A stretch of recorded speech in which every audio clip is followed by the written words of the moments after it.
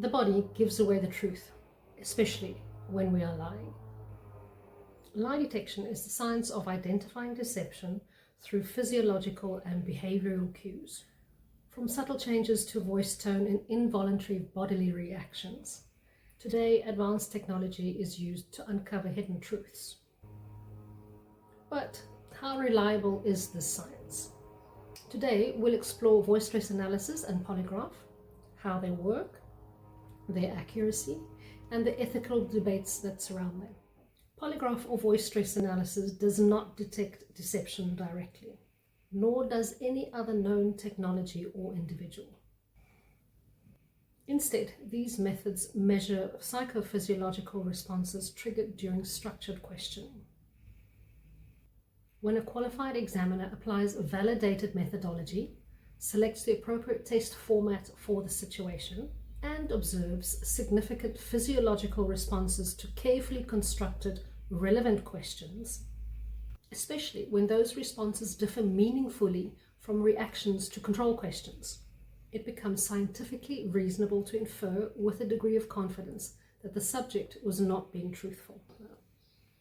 Put simply, these tools don't catch lies. They observe how the body responds to specific questions. If the subject reacts more strongly to questions related to the incident than to neutral or control questions, and the test is conducted properly, it may indicate deception. Unlike polygraphs, voice stress doesn't require physical sensors. It only needs voice input to assess emotional strain. But is it reliable?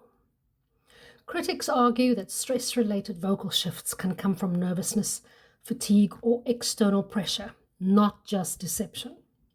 This can lead to false positives, making voice stress a debated tool in forensic science.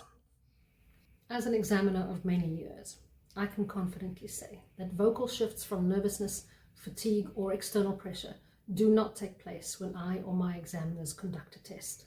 We are professionals and expert at eliminating false positives.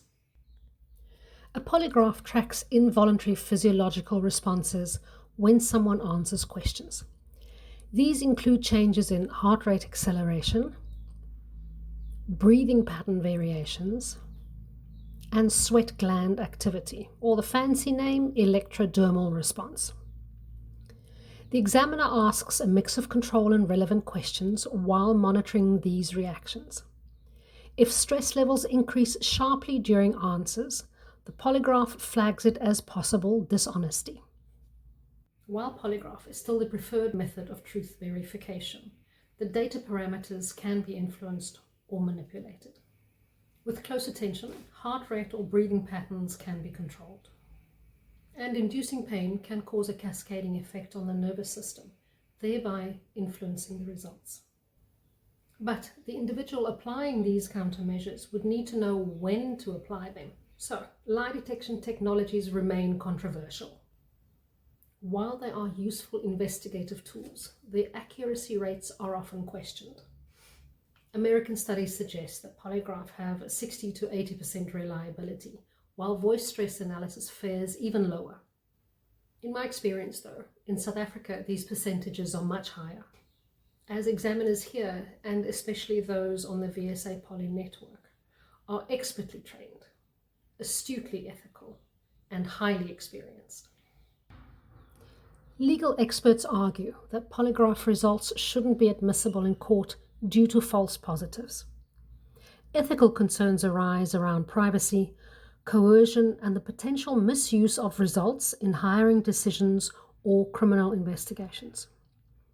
In South Africa, both voice stress and polygraph results are admissible in the civil court as secondary evidence only.